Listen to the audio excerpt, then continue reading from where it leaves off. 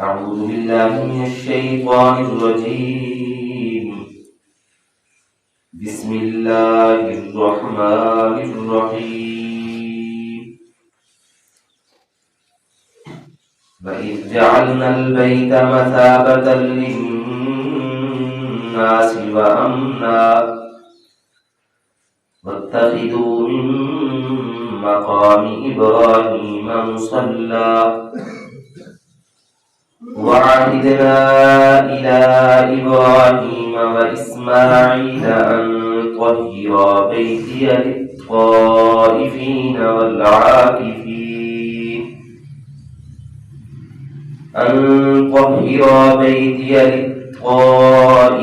والعاكفين والركع السجود.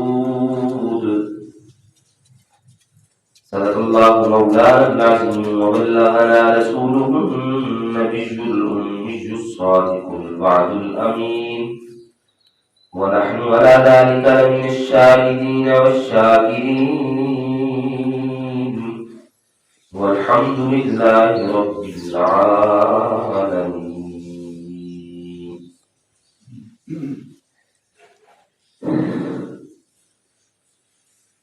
رمضان المبارک کا دوسرا عشرہ اختتام کی طرف جا رہا ہے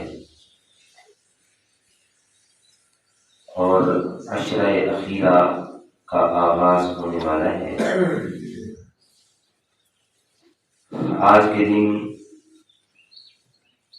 نماز عصر کے بعد اور غروب آفتاب سے پہلے مسلمان اللہ کے لیے مساجد میں اعتکاف فرمائیں گے.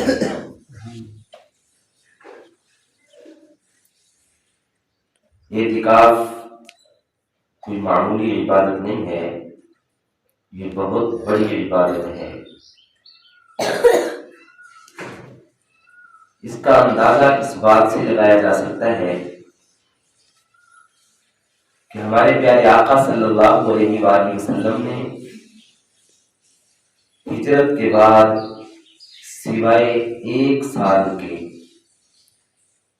ہر سال اعتکاف فرمایا، اور جس سال آپ اعتکاف نہیں فرما سکے اس سال آپ صلی اللہ علیہ وآلہ وسلم نے شوال کے مہینے میں اس اعتکاف کی قضا بھی فرمائی. یعنی یوں سمجھ لیجئے کہ ہجرت کے بعد کوئی سال ایسا نہیں گزرا تھا کہ پیارے آقا صلی اللہ علیہ وآلہ وسلم نے اعتکاف نہ فرمایا ہو.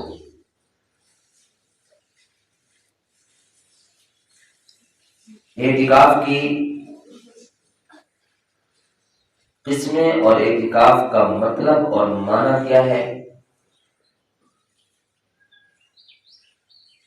اعتکاف کا معنی ہوتا ہے رکنا، ٹھہرنا، اور شریعت کی اصطلاح کے اندر اعتکاف کہتے ہیں کہ معین وقت کے لیے اپنے آپ کو مسجد میں روک لینا، خاص وقت کے لیے، چاہے وہ وقت تھوڑا سا کیوں نہ ہو.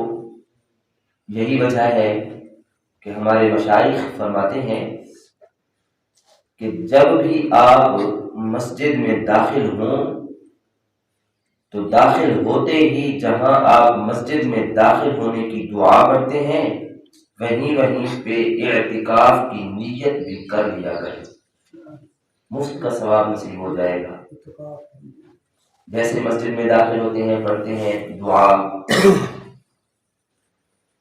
بسم اللہ والصلاۃ والسلام علی رسول اللہ اللہم افتح لی ابواب رحمتک، تو ساتھ ہی میں نیت کرنے اعتکاف کی کہ جتنی دیر میں مسجد میں رہوں گا، 5 منٹ 10 منٹ 20 منٹ، تو اتنی دیر میں اعتکاف کی نیت کرتا ہوں.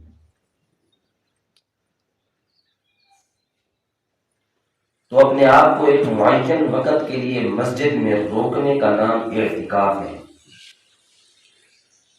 پھر اعتکاف کی اقسام ہیں، قسمیں. اعتکاف کی 3 قسمیں ہیں: اعتکاف واجب،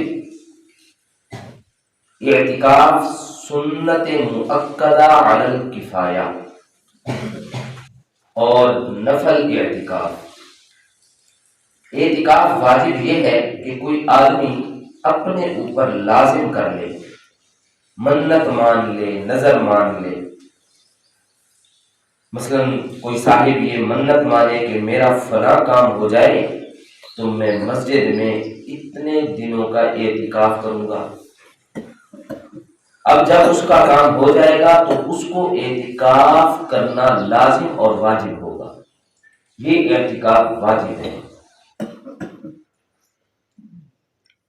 اگر رمضان المبارک کے اعتکاف کی نیت کی تو پھر رمضان المبارک میں کرنا لازم ہے، اور اگر مطلقاً کی تو پھر رمضان المبارک کے بعد کسی بھی وقت میں اعتکاف کر سکتا ہے، لیکن یاد رکھیں اس واجب اعتکاف کے لیے روزہ رکھنا بھی شرط ہے۔ جب انسان نے منت مانی تو منت کے اعتکاف کے لیے روزہ رکھنا بھی شرط ہے۔ جتنے دنوں کا بھی اس نے منت مانی ہے، 5 دن، 10 دن، 1 دن، 2 دن، تو اس کے لیے روزہ بھی شرط ہے۔ اب منت کا جو اعتکاف ہے وہ کم از کم 1 دن ہوگا، اس لیے کہ روزہ شرط ہے، اور روزہ تو 1 دن ہوتا ہے۔ اور دن کہتے ہیں 24 گھنٹے کے مجموعے کو، یعنی 24 گھنٹہ وہ پھر رہے گا مسجد میں۔ پہلے دن غروب آفتاب سے قبل وہ حاضر ہو جائے گا، اور اگلے دن نماز مغرب ادا کر کے پھر نکلے گا مسجد سے، تو 1 دن کا اعتکاف ہو جائے گا اس کا پورا۔ دوسری قسم ہے سنت مؤکدہ علی الکفایہ۔ اس کا مطلب یہ ہے کہ اہل محلہ جو مسجد کے اڑوس پڑوس میں رہنے والے ہیں، ان میں سے کسی ایک کو 2-4 کو مسجد میں اعتکاف کے لیے اپنے آپ کو روکنا ضروری ہے۔ اگر چند ایک لوگ بیٹھ جائیں، چاہے ایک ہی کیوں نہ ہو، زیادہ بیٹھنے چاہیے ویسے تو، لیکن اگر ایک بھی بیٹھ گیا تو سب کے سروں سے جو سنت علی المؤکدہ تھی وہ اتر جائے گی۔ اور اگر خدا نخواستہ کوئی بھی نہ بیٹھا اعتکاف میں، پھر مسجد کے جتنے بھی اڑوس پڑوس اہل محلہ ہیں سارے کے سارے گناہگار ہوں گے، سارے کے سارے گناہگار ہوں گے۔ پھر کس مسجد میں سب سے زیادہ افضل ہے اعتکاف میں بیٹھنا؟ سب سے زیادہ افضل مسجد حرام میں اعتکاف میں بیٹھنا ہے، بیت اللہ شریف میں سب سے افضل ہے۔ اس کے بعد مسجد نبوی میں، جناب نبی پاک صلی اللہ علیہ وآلہ وسلم کی مسجد مدینہ طیبہ میں مسجد نبوی، اس کے بعد مسجد اقصی جو نبیوں کی مسجد ہے، مسجد اقصی اس میں بیٹھنا افضل ہے۔ اس کے بعد جامع مسجد میں بیٹھنا افضل ہے، جس مسجد کے اندر جمعہ بھی ہوتا ہو اور کثیر تعداد میں نمازی وہاں ہوتے ہوں، جیسے ہماری مسجد ہے الحمدللہ، اسی طرح دیگر مساجد بھی ہیں۔ اس کے بعد ایسی مسجد میں جہاں 5 وقت کی کم از کم نماز ہوتی ہو، اگرچہ جمعہ نہ بھی ہوتا ہو، جہاں 5 وقت کی جماعت نہیں ہوتی، تو اس مسجد میں اعتکاف، ویسے تو نفلی اعتکاف تو کیا جا سکتا ہے، لیکن سنت مؤکدہ علی الکفایہ جو اعتکاف ہے وہ اس میں نہیں کیا جا سکتا، اس کے لیے جماعت شرط ہے، گویا کہ جماعت ضروری ہے۔ 2 قسمیں ہو گئی۔ تیسری قسم ہے نفل اعتکاف کی، نفلی اعتکاف۔ اس کے لیے بندہ جتنی بھی مدت کے لیے بیٹھنا چاہے، اس کے لیے روزہ بھی شرط نہیں ہے، اس کے لیے بس وقت زیادہ بھی شرط نہیں ہے، جیسا کہ وہ ابھی عرض کیا میں نے کہ مسجد میں داخل ہوتے ہوئے ہی انسان نیت کر لے کہ میں اعتکاف کی نیت کرتا ہوں جب تک مسجد میں رکا رہوں گا۔ اور یہ صالحین اور جو اللہ تعالیٰ کے مقربین ہیں، قرب حاصل کرنے والے ہیں، یہ ان کی گویا کہ ایک عبادت ہے یہ اعتکاف، اس سے اللہ کا قرب نصیب ہوتا ہے، اس لیے کہ اس میں انسان اللہ کے قریب ہوتا ہے، قریب سے قریب ہوتا ہے، اللہ کے گھر میں سب سے زیادہ قرب ہوتا ہے۔ اب ہم بیٹھے ہیں، ہم یوں سمجھ لیں کہ اللہ میاں کے پاس ہی بیٹھے ہیں، مسجد میں جتنی دیر بیٹھے رہیں گے تو اللہ کے پڑوس میں بیٹھے ہیں، اللہ کے پاس بیٹھے ہیں۔ ویسے تو ہر جگہ پہ اللہ ہمارے ساتھ ہے، ہر جگہ پہ اللہ موجود ہے، لیکن خاص اللہ کا گھر ہے تو جو گھر میں ہوتا ہے تو وہ اس صاحب گھر کے ساتھ ہی ہوتا ہے، تو اللہ کے قرب میں ہم موجود ہیں، اور جو معتکف ہوتا ہے وہ اللہ کے قرب میں رہتا ہے۔ جیسا کہ وہ آپ حدیث پاک سنتے رہتے ہیں، فضائل اعمال میں بھی غالباً وہ حدیث موجود ہے، تبلیغی جماعت والے بھی ہمارے وہ سناتے ہیں ہمیں کہ جب انسان اللہ کی طرف قدم اٹھاتا ہے تو اس پر اللہ کی رحمت بھی انسان کے ساتھ ہوتی ہے، حتیٰ کہ اگر انسان اللہ کی طرف چل کے جاتا ہے تو اللہ کی جو رحمت ہے وہ دوڑ کر کے آتی ہے۔ اگر انسان اللہ کی طرف ایک بالشت چلتا ہے تو اللہ کی رحمت انسان کی طرف 2 بالشت چلتی ہے، اور اگر انسان اللہ کی طرف آنے کے لیے ایک قدم اٹھاتا ہے تو اللہ کی رحمت انسان کی طرف 2 قدم بڑھتی ہے، اور جو انسان اللہ کے پاس موجود ہوگا اس پر اللہ کی رحمت کے کیا کہنے ہوں گے۔ مسجد میں ہوگا اس کو تو قدم اٹھانے کی ضرورت نہیں ہے، اس کو دوڑنے بھاگنے کی ضرورت نہیں ہے، بلکہ اس کا تو ہر حال عبادت میں مصروف ہے، ہر حال وہ سو رہا ہے تو عبادت ہے، وہ کھا رہا ہے تو عبادت ہے، وہ ذکر کر رہا ہے تو عبادت ہے، وضو کے لیے گیا ہے تو عبادت ہے، یعنی جب سے اس نے اپنے آپ کو مسجد میں روک لیا اس وقت سے لے کر کے نکلنے تک ہر لمحہ اس کا عبادت میں گزر رہا ہے۔ تو اس سے بڑی اور کیا انسان کو چاہیے نیکی، بہت بڑی نیکی ہے یہ،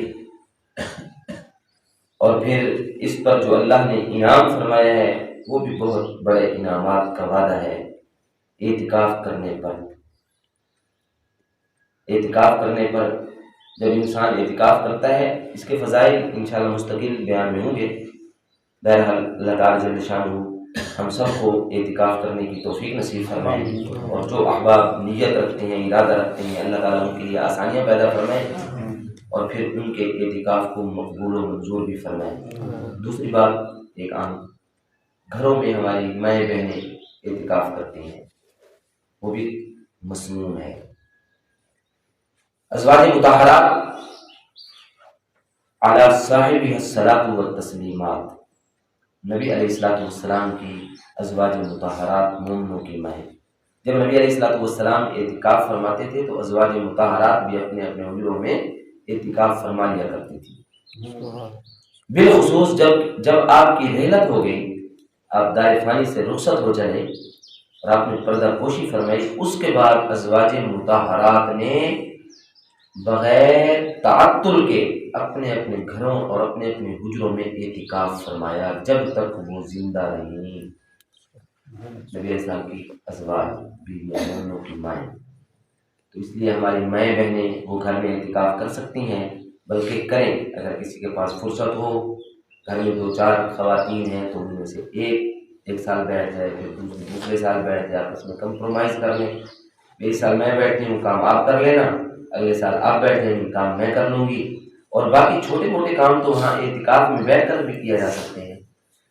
مثلاً آٹا گوندنا ہے تو وہ گوند سکتی ہے، وہاں اگر اس کو سلنڈر رکھ دیا جائے اور انتظام ہو کسی چیز کے پکانے کا تو وہ بھی پکا سکتی ہے، سبزی کاٹنی ہے تو وہ بھی کاٹ سکتی ہے۔ جو وہاں چھوٹے چھوٹے کام ہیں وہ سارے کے سارے وہاں بیٹھ کر کے ایک حدود میں جو اس نے متعین کیا ہے، ایک کمرہ متعین کیا ہے، تو اس کمرے کے اندر وہ کر سکتی ہے، سارے کام کر سکتی ہے۔ آٹا گوندنا ہے، ٹھیک ہے، بچوں کی کنگھی کرنی ہے سر میں، وہ بھی کر سکتی ہے۔ کوئی کام بھی ہے جو غیر شرعی نہ ہو وہ اپنی اس حدود کے اندر بیٹھ کر کے کر سکتی ہے۔